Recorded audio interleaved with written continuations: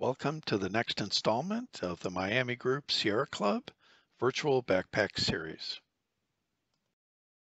All right, guys, so that brings us to the topic at hand. Again, thanks for joining us. And this is going to be part one of a two-part series on better trip planning.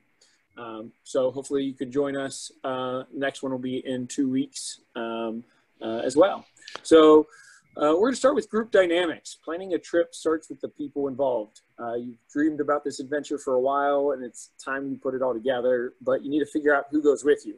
While strangers or lifelong friends may want to jump on board, both come with cautionary tales. A few tips to help you decide who to invite and how it will help change the group dynamic. First, don't assume that they know anything. Ask them specific questions about the trips that they've done, the mileage and elevation that they're comfortable with, and their overall comfort level. Knowing their abilities will let you know if it lines up with your trip expectations. Remember, you have to plan to the least able person in the group. As details come together, review the trip itinerary and expectations with the whole group and let them in on the planning stages. This will set realistic expectations for everyone going and can help clear any red flags. It is not uncommon for someone to sign up and then decide to bail during the trip planning phase.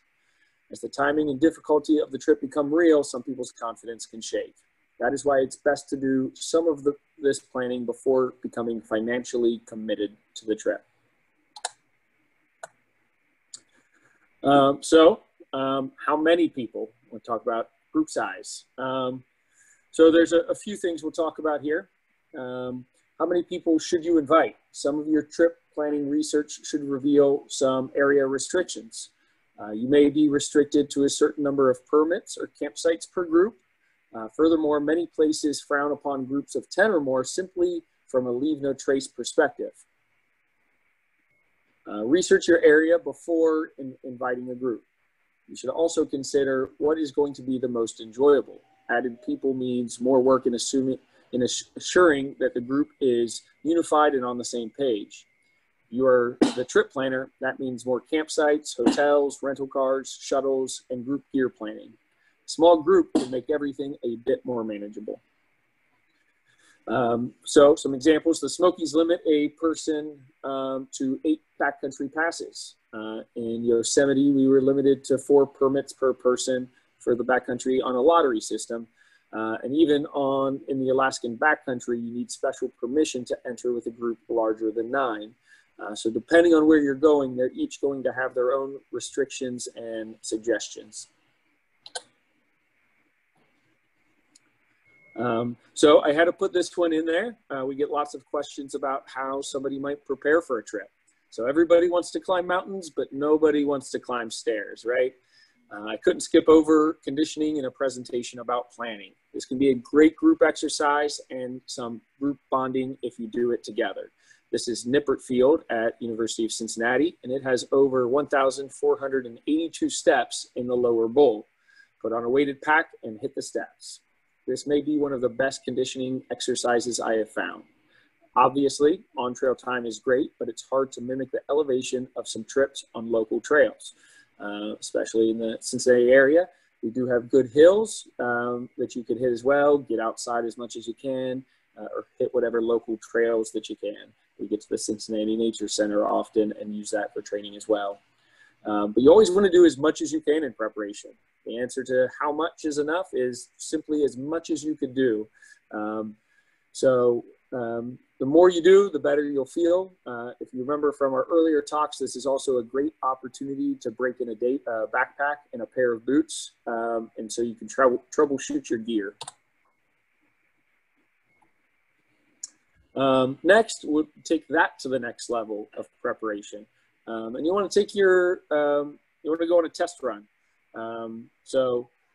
Getting on trail, spend a day or night with someone before committing to a longer trip. So when we're still referring to the group here, being with them for a single overnight and doing a shakedown together is going to let you get to know them a bit more and their travel habits and hiking habits. Shakedown hike is good for a few reasons. So practicing using your gear, breaking in boots, spending extended time with your new hiking partner. So what better way to test your compatibility? When scheduling beginner practice hikes, how much should you do? So we'll go back to the crawl before you climb.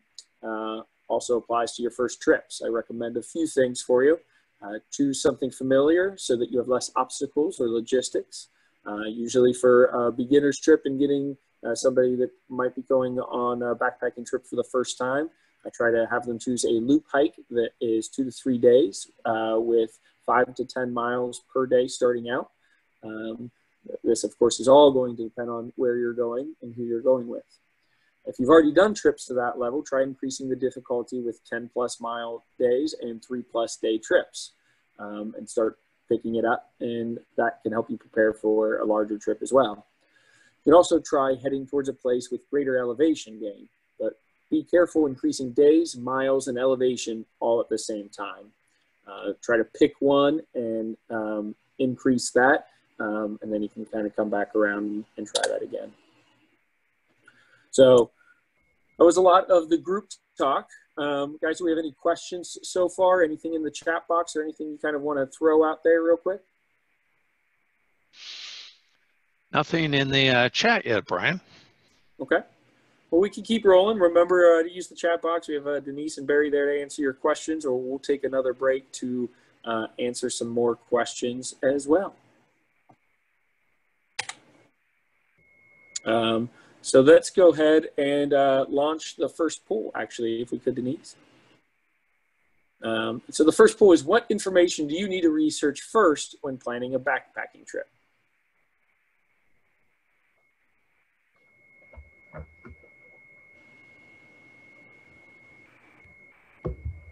Multiple choices allowed here, so select any that apply. What do you need to research? Sorry, so it's not the first one, but before heading out, what do you need to research?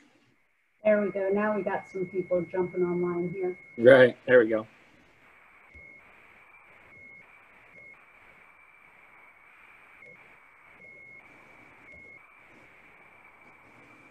Don't be shy about voting.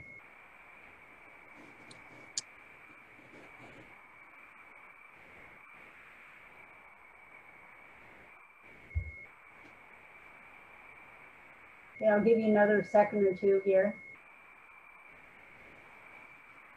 Okay, I'll go ahead and end the polling, Brian. Thank you. It looks like we got just about everybody in there. Yeah. And so all of these things, right, they're all good answers. We're going to look at this next slide on some different ways to research all these things. So fire regulations, group size limits, problem animals in the area, closed trails, trail reroutes, food storage rules, permits, and water reliability are a must-do checklist before heading into any backcountry area.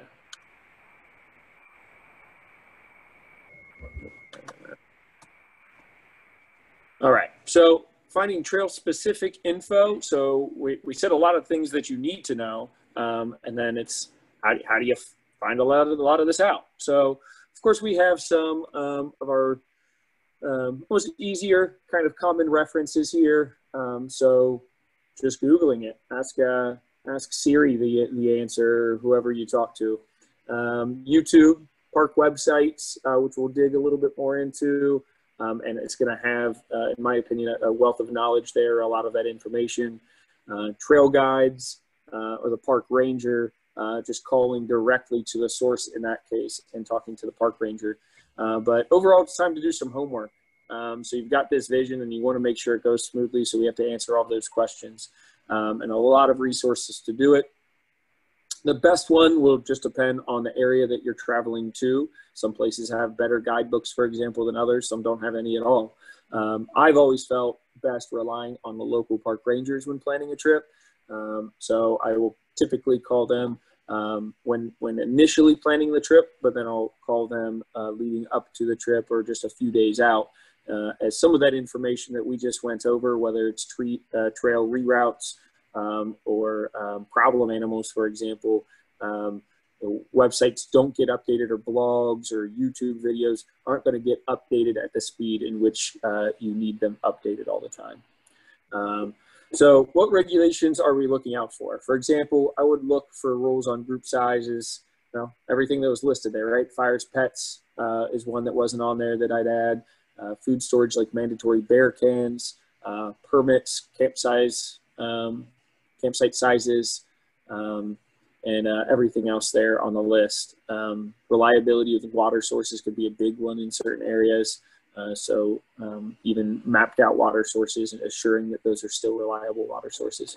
Answering these questions will get you one step closer to making your trip itinerary, which will be more detailed out in the next talk when we go over more trail logistics.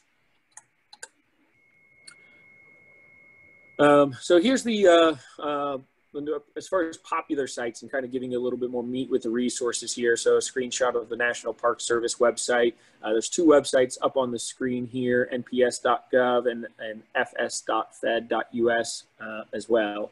For the hiker, biker, climber, backpacker, boater, mountaineer, or really anyone trying to get outside, you've at some point found your way into a national park or national forest. Both services oversee huge swaths of wilderness and land open to recreation. They all have rules and regulations that vary slightly from one park or forest to another. Luckily, each one lays the information out fairly the same on their websites. So you're going to go visit the Smoky Mountains. Once you search for the park, you would land on a page similar to this one for each park with alerts and general information. So the Smoky Mountain National Park website, for example, will put the most up-to-date information just usually in bright bolded red right underneath the header. From here, you can access park maps, reservation links, information on permits, campgrounds, or other facilities. And often there's a plan your visit drop-down box where you could search for different places to stay, how to get to the park, popular trails, or other activities you might be able to do there. So this is going to vary, but it's going to be a pretty solid source for you. The Forest Service websites can be a little bit more complicated than the National Park websites. They're a little bit more dated, but if you know what you're looking for, you could still find it. So let's see. Specific areas in each national forest will be managed by different ranger districts as well, and the rules in each district can also vary. So you will have to get more specific with those. Many national forests will offer maps of trails, information such as usage, ease of access, and amenities. National forests are probably among my favorite places to go because they're typically less traveled and more rustic and less developed. Some other popular sites I wanted to make sure you guys had here. So whether you're looking for a place to crash before, pre or post backpacking, there are several cheap or free options to check out kind of on your way to the trail here. So we have freecampsites.net, HipCamp, usually is more on private property. Freecampsites.net sometimes might even just be a friendly parking lot or backyard. And then we have the blm.gov, so just Bureau of Land Management, and also just kind of free and always open public property, public grounds there. And then can't leave out on the total opposite side of the free campsites and hip campsites. If you're looking for something, planning a trip that is more serious, more elevation, the summitpost.org or 14ers.com are both fantastic resources in better understanding high elevation terrain, seasons, suggestions, basically a host of a blog and firsthand accounts with pictures and recommendations on both of those. So highly recommended before biting off one of those bigger tasks.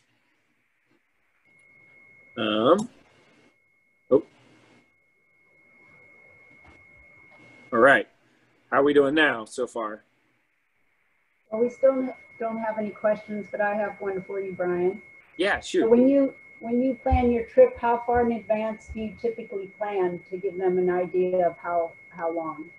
Yeah, great question. So, it's going to be largely based off of the permits that you need. There are definitely places where you could go and you know, if they're less popular places, you can kind of do some last minute things. You can always try to do last minute things. But if this is a dream trip of yours, and let's say that permits open up 90 days out, then you've got to be on top of that 90 days out. And I've been on a lot of trips where that's the case, whether it's something like Yosemite or some Jasper National Park in Canada and some other places like that, where it's that morning that is the 90th day, you want to be on the phone calling or submitting your online reservation request, whatever it is. So the more you want to go, then the more planning, because that means that at that 90th day, you have to potentially already know exactly what trails you want to do, how many people are going with you. And so, you know, for that big stuff, you know, I'm usually planning 6+ months out. You know, I want to kind of have a target of where I want to go and who's coming with, so that I can kind of be ready for those next steps.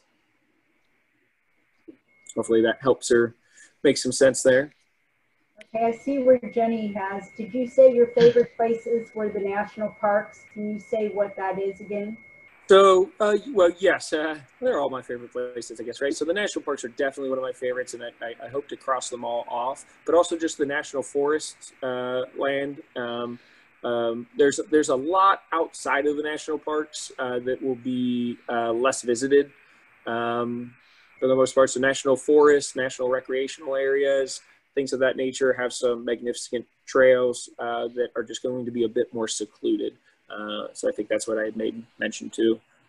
Yeah, it's probably, you know, a good example of that, Brian, would be the Smoky Mountains. You know, the Smoky Mountains National Park is beautiful, obviously, but it's also one of the most visited parks in the country.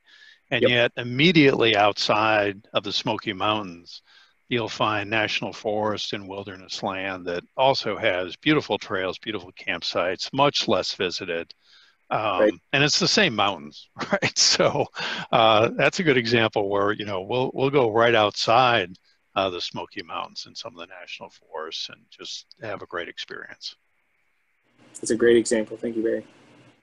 And sometimes you find that even the real crowded ones, Barry, like the Smokies, you know, most people that visit the Smokies don't go beyond a mile when they go hiking. So if you really can get off the beaten path, that really helps. Yeah. Right. So Mark had a question. I have heard that RV campsites are in very short supply this year with COVID. What do you know about tent campsites availability? I think it's a lot of the same, but you know, depends. So if you go to just like Daniel Boone National Forest, part of Red River Gorge, it's not restricted. There's backcountry permits, just meaning how many nights are you going to stay outside, but there's no assigned camping. So it doesn't, it's not that it fills up, it's just that there's more people on the trail. So, you know, it's crowded everywhere. Getting outside, which is a great thing, has been hugely popular this year. But yeah, if it's a reserved campsite, you're going to hit a lot of those same issues where it's going to be filled up in advance and you have to plan ahead. But then if you get out to some national forest land and some places like that, it's basically open camping with leave no trace in mind, of course. And so you will much more likely to find a spot. I think, like always too, Brian, it kind of depends on the weekend or weekday holidays. We had a recent, over Labor Day weekend, we were down in Grayson Highlands down in Virginia, which for the weekend, Labor Day weekend, the place was packed. Never seen it so busy, presumably because everyone's trying to get outside because of COVID. However, on the weekdays, you know, as soon as that weekend was over, as soon as Tuesday came, the place totally cleared out. So I think part of it is, you know, try if you can to, you know, schedule around those holiday weekends or weekends in general. Totally. Great recommendation. All right. Well, let's start by, if we could, Denise, could you launch pool number 2, please? Yes.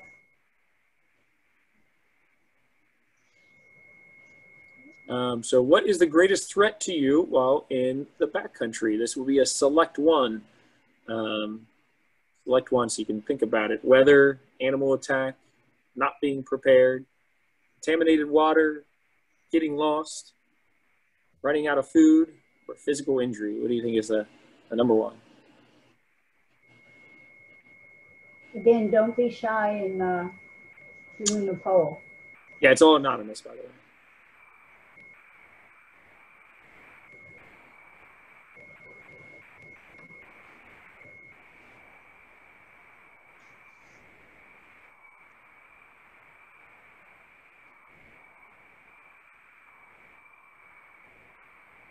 Awesome. Looks like we've got them all in there. Yeah. Thank you. And I do have the majority right in line with where I was trying to push you guys with the presentation. So, so while the number one threat is not being prepared, right? If you're not, you could take really all of the other things on the list could be dealt with or avoided with proper preparation.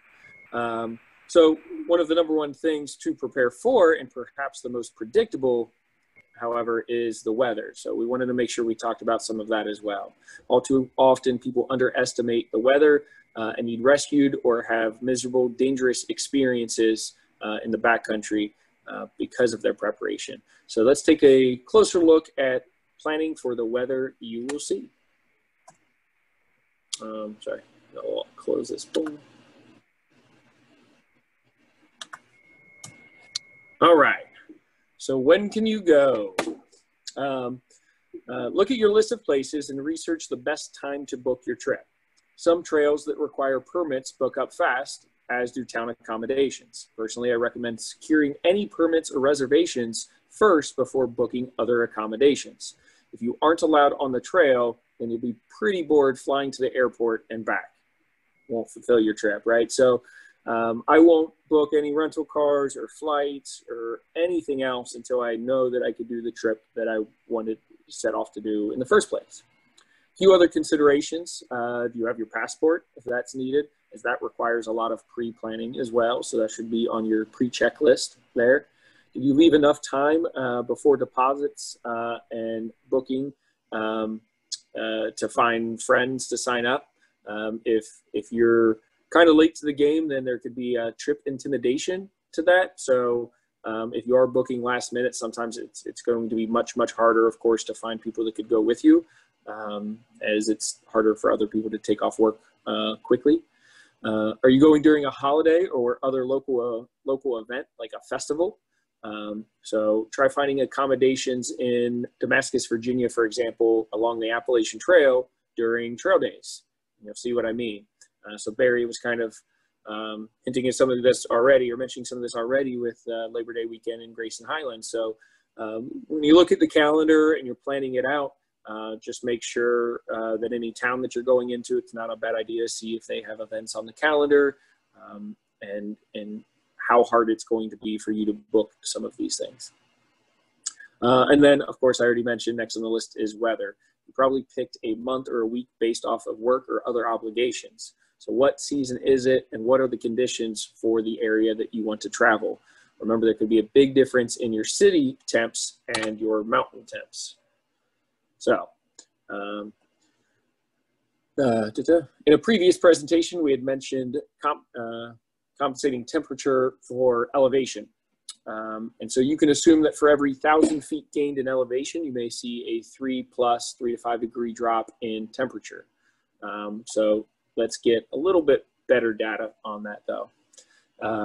So on this page, you could see that we're on the Weather Underground page, and the website is up there for that. Weather Underground is a great resource to go to for a little bit more accurate kind of mountain forecasts.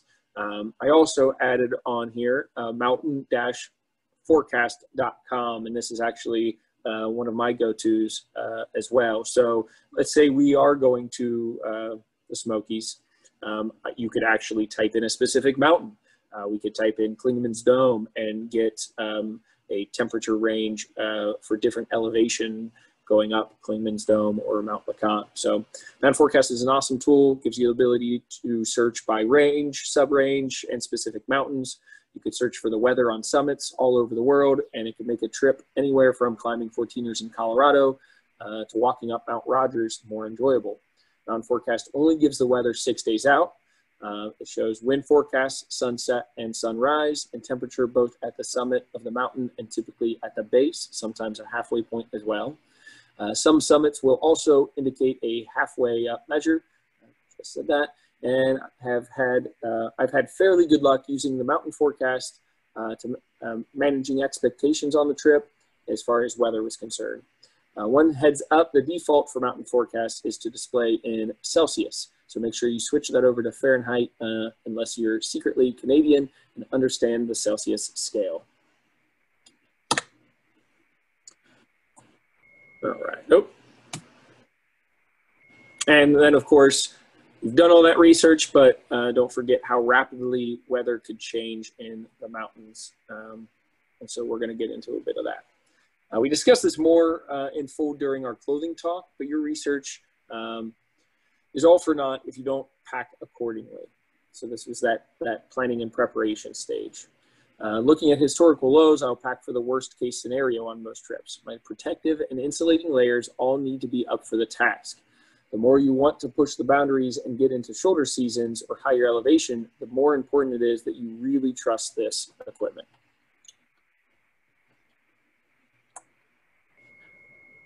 So what are the risks that we are mediating? With greater elevation, we will see colder temps, higher winds, more exposure to rain, and a greater chance of storms.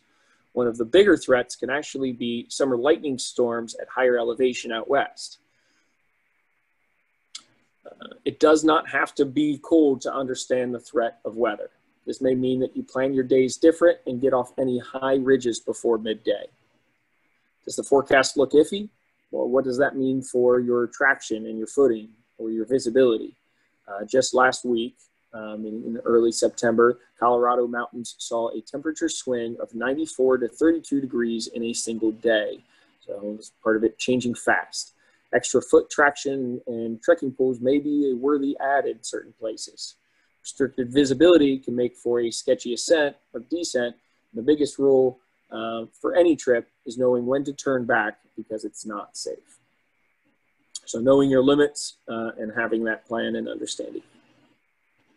A few other tips up there that you guys can read, but of course avoiding the lightning and avoiding being at high elevation and exposed, getting away from water, tops of the mountains, avoid the tallest trees, and don't be the tallest object. All very important safety considerations there. And then we'll jump into some other trail specifics that are going to be relevant in your planning. Other impacts to investigate: know the waterways that you'll encounter. Are there creeks and rivers that could rise rapidly during the heavy rains, for example? Will stream beds or canyons be susceptible to flash floods? Do you have any water crossings that could become dangerous? So when the typical trickle becomes a safe but knee-deep crossing, did you bring water shoes and a packed towel to dry off, for example? So knowing what the forecast has been like, park rangers might be able to help with that, or any sort of updates you could get to clue you into that ahead of time. Is your trailhead accessible in all weather? If your end location gets snowed in or a dirt road gets washed out, you have a backup plan. So this has also come up at certain times. There's places, Dolly Sods, for example, where with really heavy rains, certain trails and entrances into the park can become a little bit more complicated. Or if you're in the Smokies in the winter, parking up at Newfound Gap could be great one day, and even if you're just doing a single overnight, you might not be able to get back down the next morning, or the road might be closed the next morning. So you need different backup plans for that kind of thing. We shouldn't forget given the constant challenge of a warming climate and the lack of rain and its challenges. I'm currently waiting to see if the air quality is of concern, or if fires are still a danger next week, as I hope to depart for California and Yosemite. Probably not going to happen the way that it looks right now, right? So I'm going to start having a plan B set up. So cross your fingers still for everybody out there. This also poses a challenge for the reliability of drinking water and will increase the amount of water you have to carry each day. So it's been so dry that when you cross water sources, you better be capable of cameling up and carrying a little bit more water with you. At this point, review your responses to the questions we've asked and evaluate if you're prepared and could proceed with the plan. All of these are questions that could be answered before your trip so that you can best mitigate the dangers. I recommend using a trip planning guide that encourages active research of these things. Plans out your mileage and gives the entire group a better idea of the trip's requirement. Again, if we go back to the beginning about being on the same page with everybody in the group, and making sure that they're just as aware of everything that you're researching and finding out so that they could pack accordingly and be comfortable with the trip.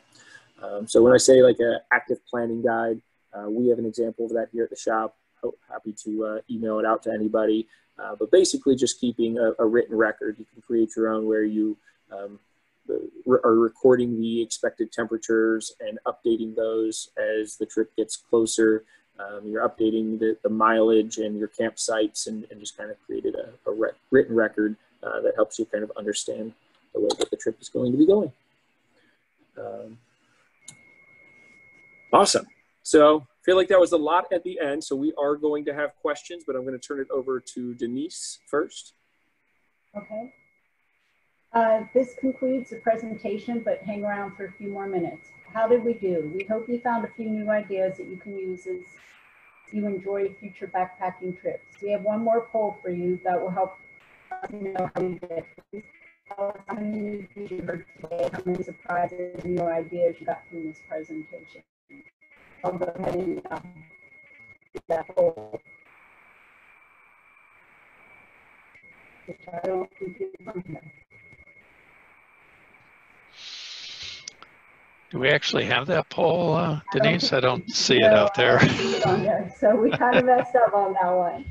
Yeah, But you can also type it in your chat box. So that would be great if you could type it in the chat box, any new things that you learned from this presentation today. So while you are completing that last poll as you type it into the chat box, I'll mention again that we will post a PDF copy of this presentation on the Sierra Club website. And Barry will post a link in the chat box to that page on the Sierra Club website now. You'll also find a schedule of future webinars posted there. Within 3 business days, we'll also post a link on the same page to a recording of this webinar, along with responses to any questions we didn't answer for you today. We'll have a live Q&A at the end of this presentation, and we'll unmute you so that you can ask your questions live. While you're thinking about your questions, I want to let you know that we plan to have a few more webinars this year. If there's a particular topic you'd be interested in, please use the chat box or let us know that as well. So as you know, we have started with the webinars in September, and we're doing it the first and third Thursday of each month, and we'll do this through November. As December, we will be taking the month off. Use the link at the bottom of this slide to stay up to date as new topics are posted. You can also find recordings of all our past presentations there. Next week, we will be presenting Stay Found Part 2, and there will be a bonus at the end where participants have a chance to win a prize. If you love the outdoors, let me take this down. Okay. If you love the outdoors as much as we do, we'd love to have you join us exploring, enjoying, and protecting the planet. Some easy ways to do this are become a Sierra Club member. As you can see, we put the links on the slide there. Make a donation, join our meetup, or even become one of our volunteers. We will place a link in the chat box to the page with a PDF copy of this presentation. You can download that to access these links. And lastly, if you're already an experienced outdoor person with skills to share, we would love to have you join us on the Outings Committee. We are looking for outings leaders who have a passion for sharing their experience with others. Right now, we are doing this virtually through our webinar series, but someday we'll be back out on the trails and waterways in person again. The Outings Committee has a lot of fun, as you can see, so consider joining us. Again, this presentation has been brought to you by Road, Rivers, and Trails, our local independently owned outdoor outfitter in Milford, Ohio, and also by the Miami Group Sierra Club, a part of the country's largest grassroots environmental movement, and Summit Trek and Travel, your connection for adventure travel. We will begin our live Q&A in just a moment, but for those who have to log off now, it's been great to be here with you, and we look forward to seeing you next in the week after Thursday. So we'll go ahead and open it up to anyone that wants to ask any questions live. I do have something in the chat box, everyone. Jenny said, thanks, I appreciate the various websites that help with planning. Also, it was a good tip to talk to the park rangers. Also, Allison said she learned some great tips and ideas, especially the planning. Thanks. So great, everyone. So Barry, did you go ahead and unmute everyone? I've allowed them to unmute themselves. So Okay. If anyone does want to jump in with a live question, feel free to do so. I have Don't a be comment. shy. Quinn. Yes. Quinn. So about the gear shakeup,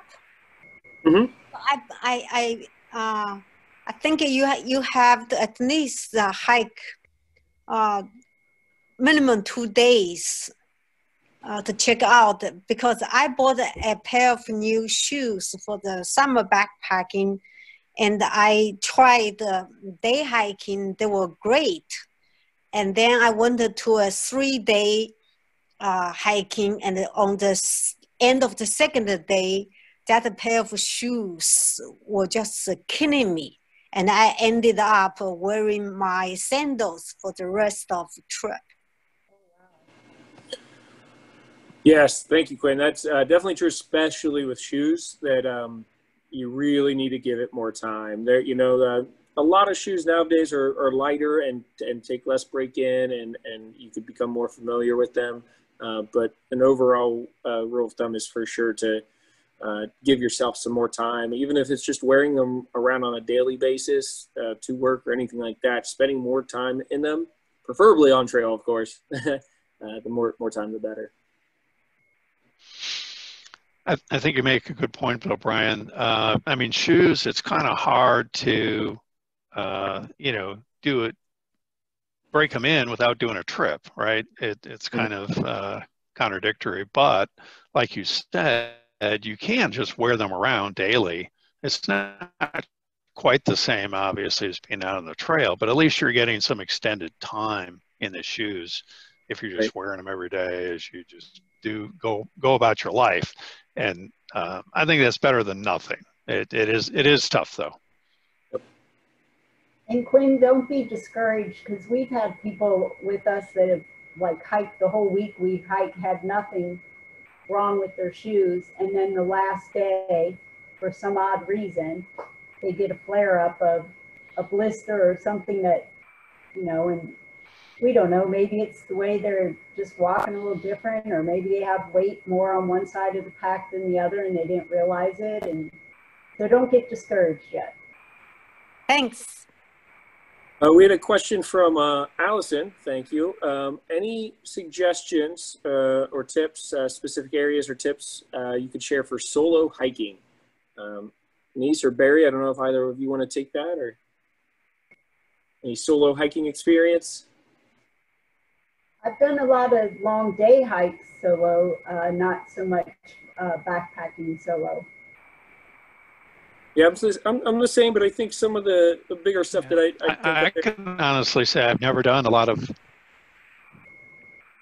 Yeah, I think some of the bigger things I'd think of, recommendations for you is, of course, are things to think about. That a lot of it will be easier, right? You only have to please yourself. You only have to go as far as you want to go per day, and you can really kind of just plan it for yourself. So a lot of positives that could come out of it. On the flip side, you're not splitting any of the tent, stove, water filter weight, anything like that with anybody else. And so just being a little bit more prepared yourself, that includes other shared things that you might have, like first aid or anything like that, that if you went with a group, usually get split up. So your pack has to be a little bit more complete.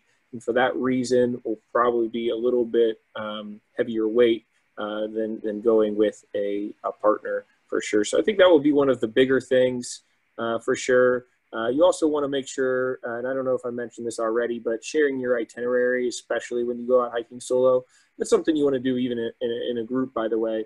You know, 2, 3, 4 people, doesn't matter. You still kind of, you know, we'll let rangers know, or of course family or friends kind of know where we're going and how long we should be gone. But extremely important for a solo hiker to share that information so that everyone could be on the same page there.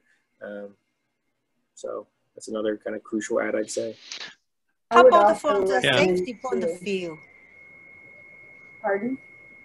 From the safety point of view, will sauna be like more dangerous than a group? You know, I personally say maybe it depends on where you're going, but most of the time not. I know a lot of people that hike solo and go out. So close to us and popular for us, of course, is the Appalachian Trail. And there's just as many solo hikers as there are groups of hikers. And what ends up happening is you kind of don't really end up alone anyway. There's enough people out there. It's a great community. They look out for each other. And I think the same is going to be true for a lot of different parks that you'll go to.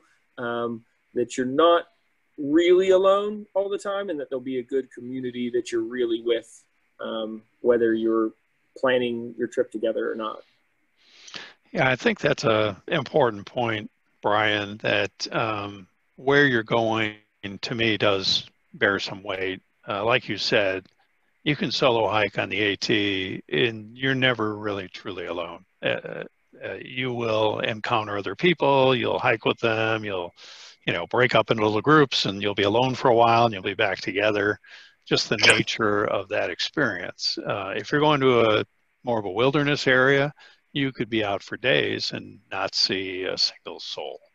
In the latter case, personally, I would strongly recommend some kind of spot device or an inReach or some kind of communication device. If I were hiking alone in a truly remote area, I would want to have some kind of emergency communication device. So that's the only thing I'd throw in. Yeah, I was going to say the same thing, Barry. Thanks. Yeah, good questions, guys. Thank you. Hey, anyone else? Okay, well, do you want to add anything else, Brian or Barry, before I? So we want to thank you again for joining us today. Don't forget that the link in the chat box will take you to the Sierra Club page where you can find handouts from the presentation and a list of upcoming webinars. The registration link is posted in the chat box right now, or you can find it on the link to the web page. So we sure have enjoyed all of you. We do have another question from John. I was on a 3-person trip where the leader ran into a health issue. Us 2 others were sketchy on the way out for a really remote area for to be a better minimum, I think he's saying. Yeah. So yeah, I think he's saying, yeah, I think I actually heard about that trip, John. But yeah, that can easily happen. Go ahead.